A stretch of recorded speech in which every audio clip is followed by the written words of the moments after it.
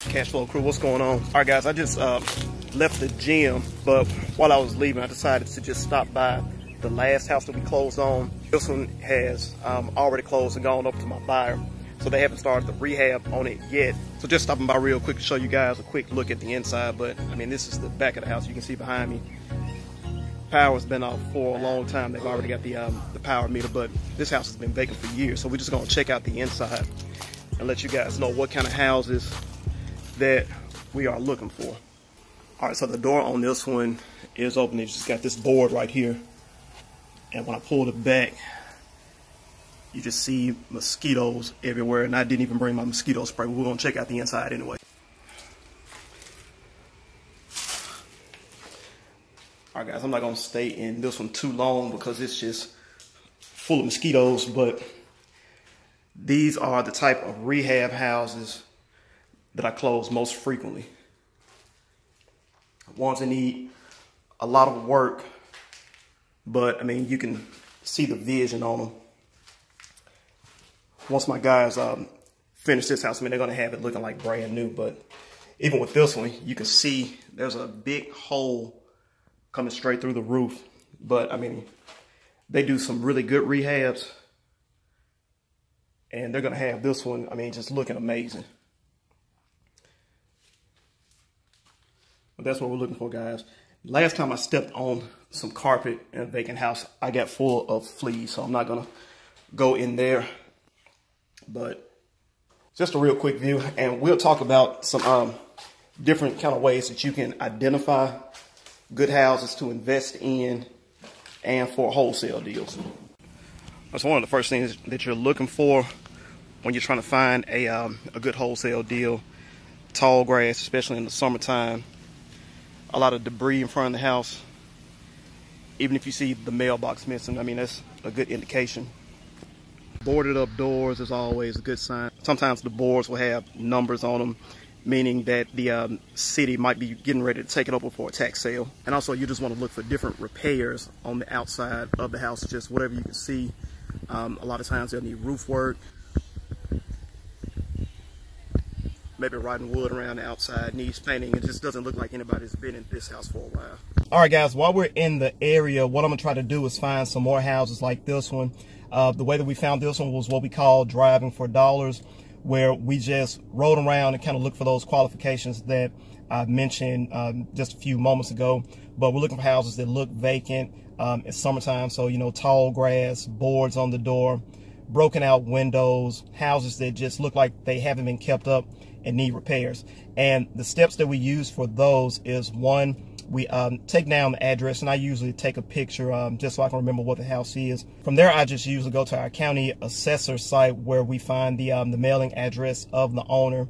Sometimes that information is out of date, so in those cases, we'll do a skip trace where we pay a skip tracer to find the most current contact information for the owner, the most current mailing address, and a phone number if available. After that, we send a letter or a postcard to the owner trying to see if they want to sell the property, find out what the situation is, or we just try to call them directly. Every house won't work doing this, but it is a low-cost way to get started. I mean, that's what I did when I did my very first deal. Was I was just driving around, saw a for sale by owner sign, gave the owner a call, and we worked it out to where I could go ahead and close the deal. So for sale by owner signs, we're also looking for those.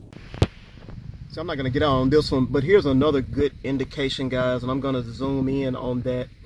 But if you see a house that looks like it needs repairs, and there's also a key box on it. So I'm kind of on a schedule right now, guys, trying to hurry up and get back so I can start my next marketing campaign. But here is an example of the exact same type of key box that was on the house, and you can just get these from Home Depot. So sometimes owners, they might be trying to sell the property themselves, and they'll just put these key boxes on there. But a pretty good indication mixed along with those other signs. All right, so here's another good example. We have some broken out windows, repairs needed around the soffit and fascia board, the roof, boards on the windows. So we're gonna take down this address, see if we can get in touch. All right, we've got another good example. Boards on the window, roof needs repair. And for this one, they just cut the grass, but you can tell that it hadn't been cut in a while, so it's probably one that's on the city's list, and the city came by and cut the grass just to try to keep it up somewhat. All right, and here's an example of another indicator that I mentioned. Just big numbers on the doors, usually a good indication that the city has gotten to it. But even along with that, the grass is tall on this one. So again, I'm going to take down the address, see if we can find the owner's mailing address or a skip trace, try to get in contact with them. All right, guys, another way to kind of just get those driving for dollars leads in for you automatically is simply to just network, just talking to people while you're in the neighborhoods. While I was in that neighborhood, just kind of scouting for houses, I talked to 3 different people. One was a neighbor of the house that we just closed on, and she wanted to know if we were picking the house up, and I let her know that yes, it's already been closed, and if you have any other friends or if you know of any neighbors, vacant houses in the neighborhood that we might be able to purchase, just let us know. Tell them to give us a call. Tell them that you referred them, and we'll pay you a referral fee. That neighborhood also has a lot of houses that are going into tax sales. So I saw a code enforcement officer looking at one of the vacant houses that was up for the tax sale, and I just stopped to talk to him and asked him if he knew where I could find a list of different houses that had code violations. And another was just a landscape guy who was out working on the yard of a house that was vacant, the neighboring yard,